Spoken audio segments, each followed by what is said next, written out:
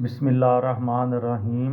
लाखों दरूद पाक हज़रत मोहम्मद सल्लल्लाहु अलैहि वाली वसल्लम और आप सल्लल्लाहु अलैहि वाली वसल्लम की आल पर। अस्सलामु अलैकुम। मेरा नाम इफ्तिखार अहमद है और आप मेरा यूट्यूब चैनल नॉलेज देख रहे हैं। मेरी आज की वीडियो का अनवान है एबटाबाद में उसामा बिन लादेन की हलाकत और पाकिस्तान में इक़्तिदार के ऐवानों में मचने वाली हलचल। अल-कायदा के रहनुमा उसामा बिन लादेन को अमरीकी फ़ौजियों ने 2 मई 2011 को पाकिस्तान के शहर एबटाबाद में कैसे हलाक किया, इसकी तफसील किताबों, मज़ामीन और फिल्मों के ज़रिए कई बार सामने आ चुकी है। ताहम उसामा बिन लादेन की हलाकत के फ़ौरन बाद पाकिस्तान में इक़्तिदार की राहदारियों में क्या चल रहा था, इस पर बहुत कम बहस हुई है। हाल ही में पाकिस्तान के मंझे हुए सियासतदान फ़रहतुल्लाह बाबर की एक किताब मंज़र आम पर आई है, जो उस वक़्त के सदर पाकिस्तान आसिफ अली ज़रदारी के तर्जुमान थे। इस किताब में उन्होंने इन दिनों का तफसील के साथ ज़िक्र किया है। किताब के मुताबिक 2 मई 2011 की सुबह 6:30 बजे सदर ज़रदारी के एडीसी ने फ़रहतुल्लाह बाबर को फ़ोन किया और उन्हें एक अहम मुलाकात के लिए फ़ौरी तौर पर ऐवान सदर पहुंचने को कहा।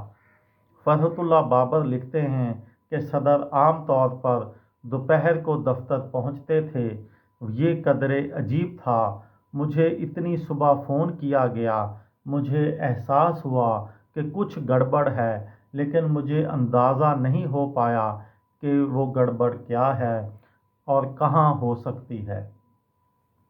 मैंने वज़ीर ख़ारजा हिना रब्बानी खर और सेक्रेटरी ख़ारजा सलमान बशीर से रब्ता करने की कोशिश की, लेकिन मैं नाकाम रहा। इस दौरान बाबर को उनके मोबाइल पर कराची से सहाफ़ी मज़हर अब्बास की कॉल मौसूल हुई। फ़रहतुल्लाह बाबर लिखते हैं कि मज़हर अब्बास ने फ़ोन पर कहा, बाबर साहब, मेरे ख़्याल में अमरीकियों को पता चला है कि उसामा बिन लादेन एबटाबाद में छुपा हुआ है।